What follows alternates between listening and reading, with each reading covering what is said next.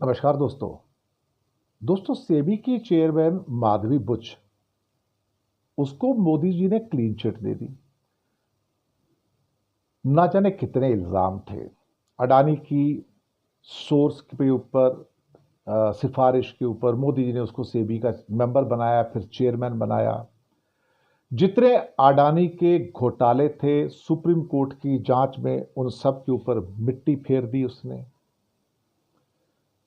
जितना सहयोग हो सकता था उतना किया।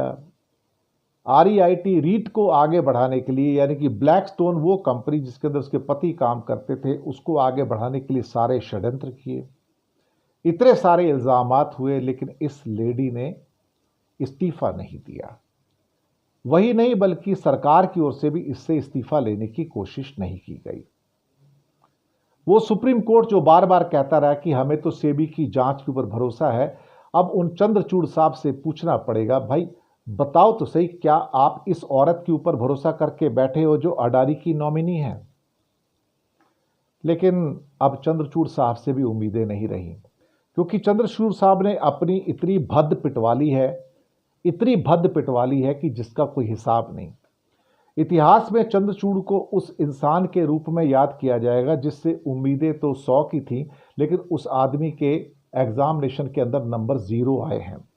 0 इसलिए आए कि उस आदमी ने ना तो भारत के साथ क्या कहते हैं कि न्याय किया, ना भारत के संविधान के साथ में न्याय किया।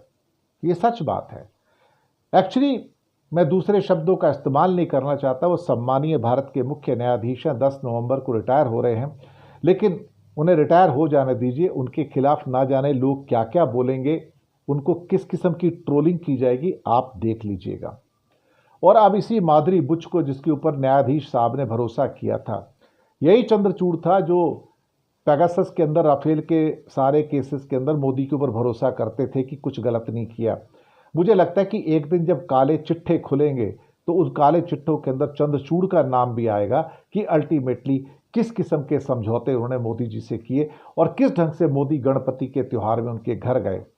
अपनी अगली पोस्टिंग की तैयारी करने में लगे हैं चंद्रचूड़, और मोदी दिखाएंगे दुनिया को, देखो चंद्रचूड़ मेरी साइड में था और तुम समझते रहे कि मेरा विरोधी है, और अब देखो मैं इसको आगे और पोस्ट भी दूंगा, ये उस पोस्ट पे जाएगा भी और काम भी करेगा। चाहे उसे गवर्नर बना दें, चाहे एम्बेसडर बना दें, चाहे हो सकता है उस आदमी को कोई ह्यूमन राइट्स कमीशन का चेयरमैन बना दे, कुछ ना कुछ उनको पोस्ट मिल जाएगी। आप देख लीजिएगा, कोई बड़ी पोस्ट मिलेगी चंद्रचूड़ को। उनको इनाम तो मिल रहा है ना, जैसे गोगोई को राम जन्मभूमि का इनाम मिला था, या फिर अब्दुल नज़ीर को भी गवर्नर बना के इनाम मिला था, इनको भी इनाम मिलेगा। सबको इनाम मिल रहा है जो जो गवर्नमेंट के साथ थे।